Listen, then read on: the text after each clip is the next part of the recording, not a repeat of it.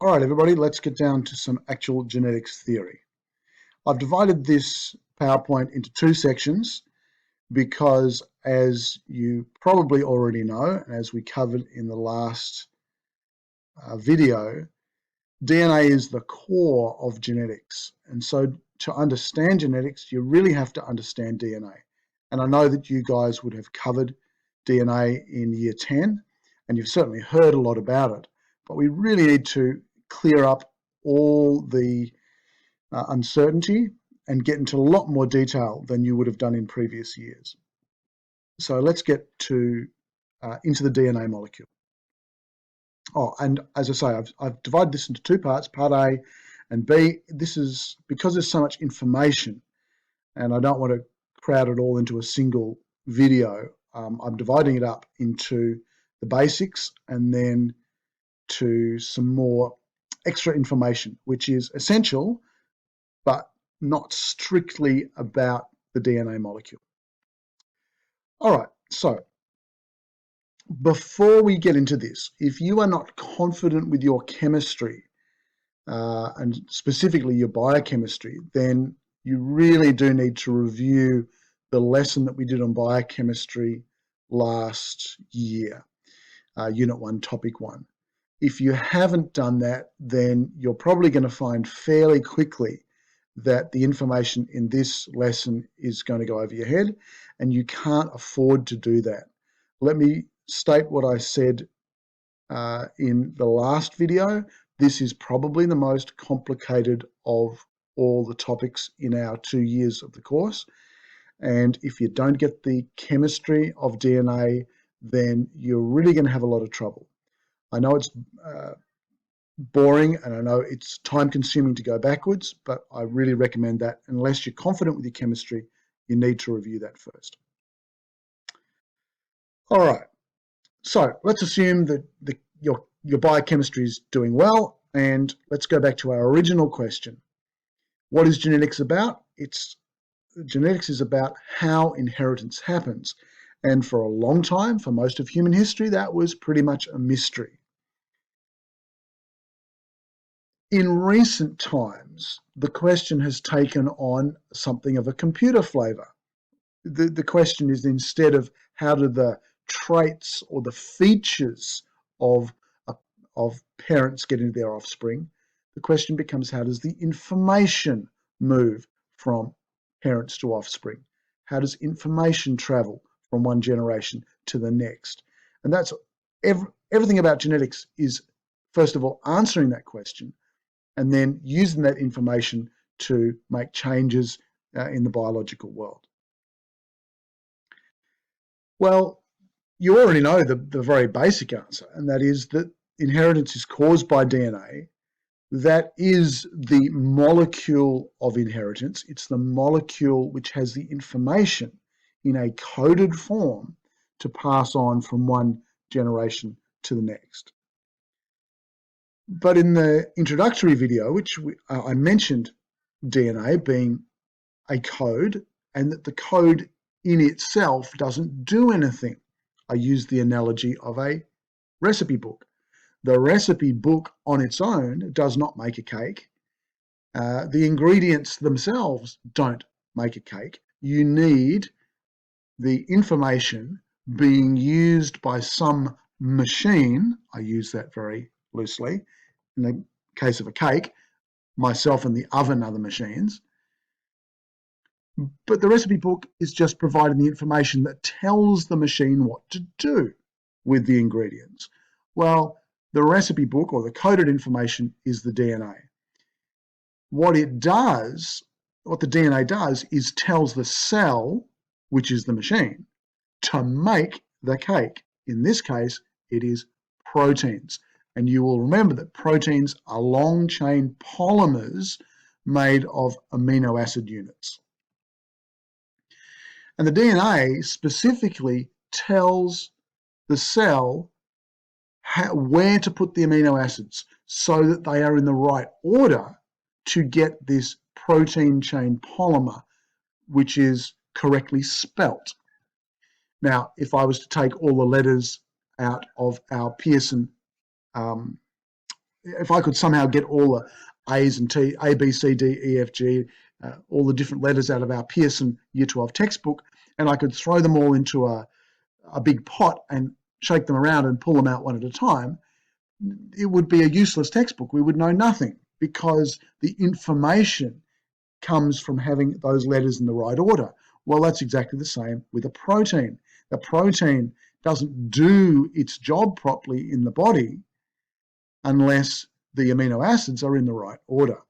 Now, I'm not going to go into what proteins do again. That's something that you need to chase up in the biochemistry lesson. But remember that without proteins, there's no life. So it's essential for us to have proteins. And it's essential for those proteins to have the right chemistry, the right shape, and have their parts, their monomers, in the right order. Well, DNA tells the cell how to do that. Just for the record, if you didn't know or have forgotten, DNA stands for deoxyribonucleic acid. There's our D, there's our N, and there's our A. Now, unfortunately, for people who struggle with their chemistry a bit, all of that is pretty important. And we're going to be looking at the parts of deoxyribonucleic acid in some detail. And that which leads us to our structure. Well, before we get into the difficult chemistry part, we can stand back a little bit and just look at the shape of a DNA molecule. The DNA molecule is essentially a ladder. If you look at the image on the left-hand side here, we have a leg of the ladder, another leg of the ladder, and then we have the rungs going across. Well, that's how our painting ladder would be at home, our step ladder would be at home, but in the case of the DNA molecule, it doesn't like staying in that very flat shape, and so it twists around itself until we get this very familiar double helix, which just means a double spiral. So each of the legs of the ladder now becomes one spiral joined in the middle to the other spiral. And again, if you have reviewed your biochemistry lessons, DNA is a polymer. So a polymer is a large molecule made up of small repeated molecules joined together, and they join together much like Lego joins together. And once they're pushed together, they like to hold on to each other. So there we go. Each of these units of the polymer have a particular chemistry, which we're about to look at, and that explains how DNA works and therefore how genetics works. Please don't get too carried away with the different colors of Lego here. I just happened to find an image with Lego with a black background on the net, so that one worked here. But in DNA, there are three subunits, three parts that make up each of these monomers. So there's a deoxyribose sugar, and you can see there's our D part of DNA. We have a phosphate ion, which comes from the element phosphorus joined together to 3 oxygens. And remember, an ion is a particle, an atom or a molecule with a charge, positive or negative. In the case of phosphate, it's got a negative charge. And then we have bases, which we'll talk about in more detail. But these three need to get added together to create one monomer in DNA. Let's start with the sugar, which is the most complicated part for us, and it forms the basis around which we can understand how everything gets joined together. So it's a sugar, it's a carbohydrate, carbon, hydrogen, oxygen. It has 5 carbon atoms, and those 5 carbon atoms help to form a ring. And here is the ring. And it looks pretty intimidating to start with, so let's break it down. We have 1, 2, 3, 4, 5 carbon atoms, 1, 2, 3, 4 oxygen atoms, and then 1, 2, 3, 4, 5, 6, 7, 8, 9, 10 hydrogen atoms. There's our chemical formula, C5H10O4. Now, I have created this to give an impression of being a 3D model. The blue lines, so these aqua colored lines, teal colored lines, and the white dotted lines represent bonds. So this big fat blue line here means a bond between this carbon atom and this carbon atom. You'll notice the carbon atoms get labels. If we start from this oxygen atom here and we're going around this loop, remember that the carbon atoms help form a ring, and this is the ring. We start from that and we go in a clockwise direction. So imagine that you are looking from up here and you're looking down on it. I'll show you that very shortly. You'd see a five-sided pentagram. And as you go clockwise, here's your first carbon atom, and that's called 1'. And this one's 2', 3', 4'. And then the fifth one is joined to 4', but is not part of the ring. It's a 5' carbon atom there. And then joined to the 1' is an oxygen there, and then 2 hydrogens. Joined to 2' is 2 hydrogens. Joined to 3' is one oxygen and then 2 hydrogens.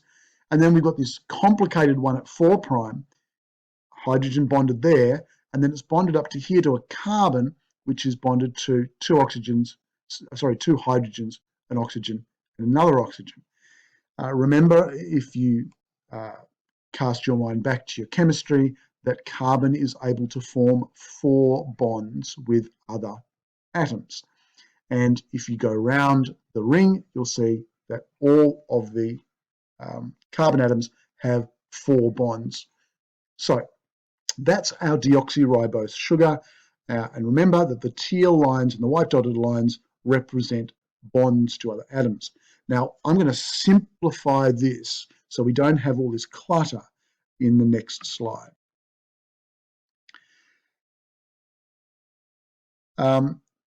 Maybe not the next slide, but very soon.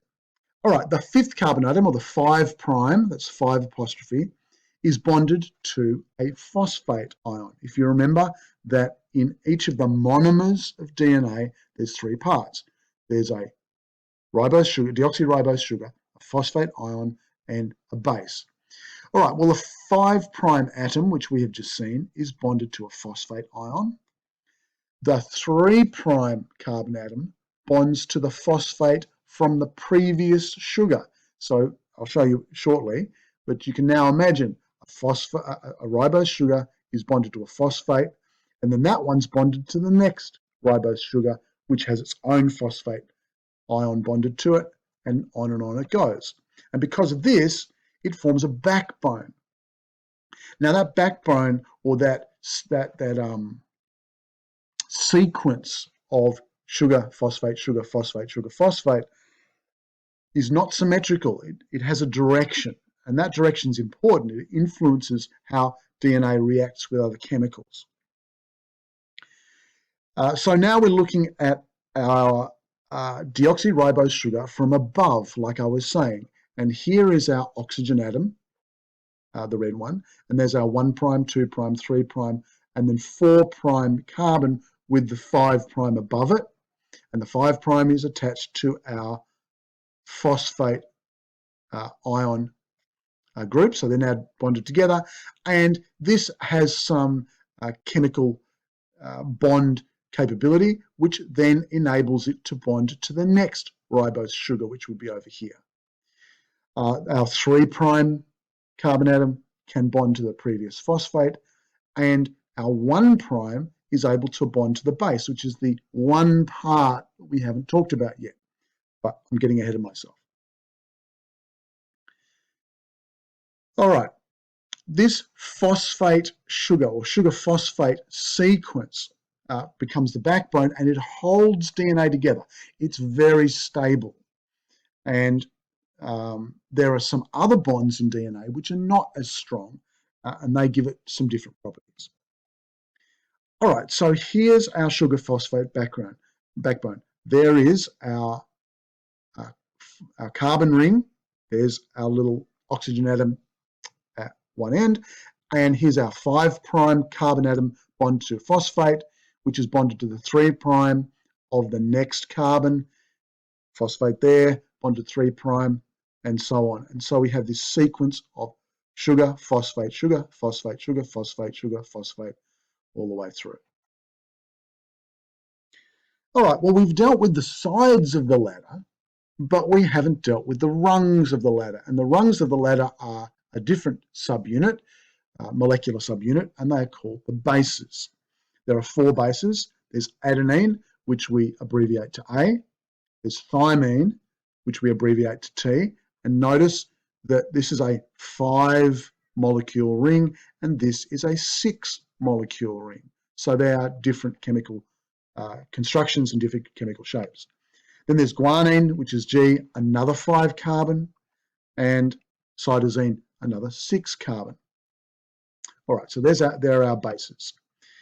And remember how in the last lesson I made the analogy that all of the DNA in a cell is a book of information, but that we could analogize the parts of the book into letters, into words, sentences, pages, and then eventually that all gets stapled together into a book.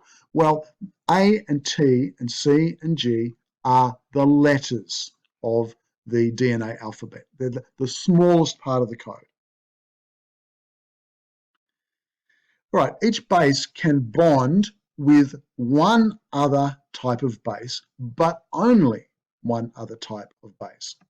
So A bonds to T and G bonds to C. And this is called the base pairing rule. Adenine only bonds with thymine. Adenine can't bond with another adenine or with a G or with a C. It can only bond with a T. And likewise, G can only bond with C. Guanine can only bond with cytosine. Now, we've talked about our deoxyribose sugar in some detail. We know that there's a phosphate ion which bonds to the sugar, and we know that there is a base, or there are 4 different kinds of base which can bond to the carbon ring as well.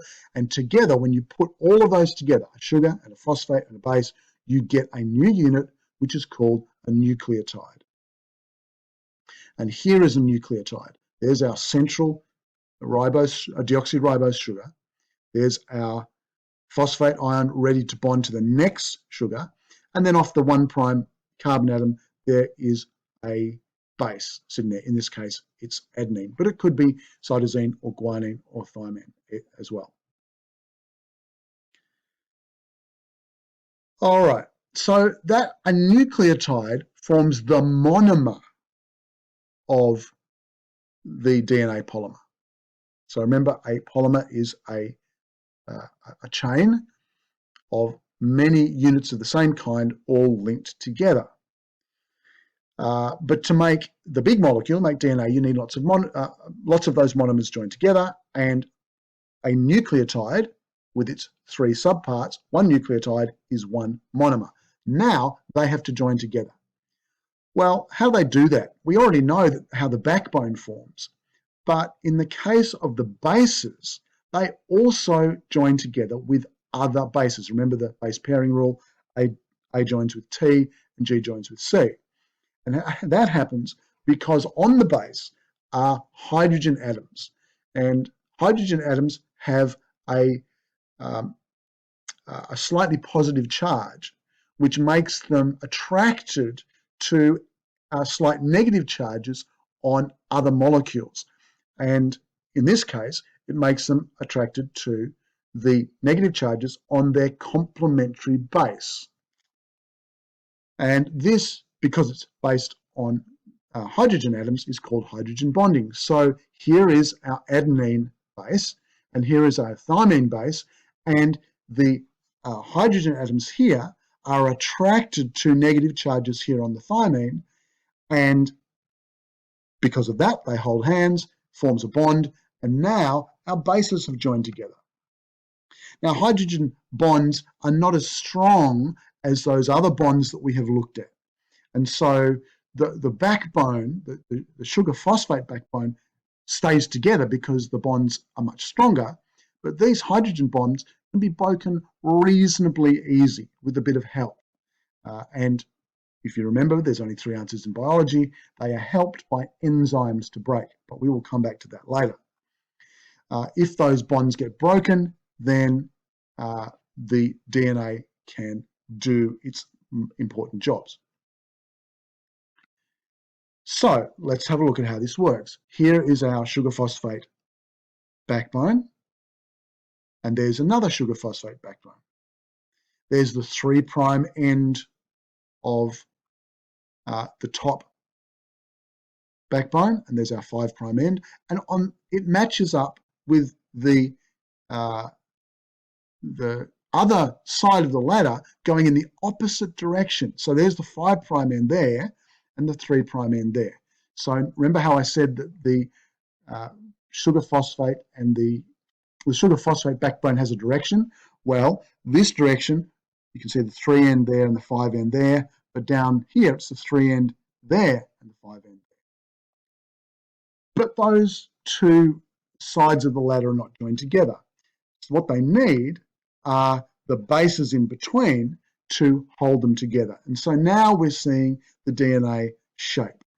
If I start from the bottom, here is a carbon ring joined to a thymine, which is hydrogen bonded to an adenine, which is bonded to another carbon ring, and we can see how the whole thing fits together.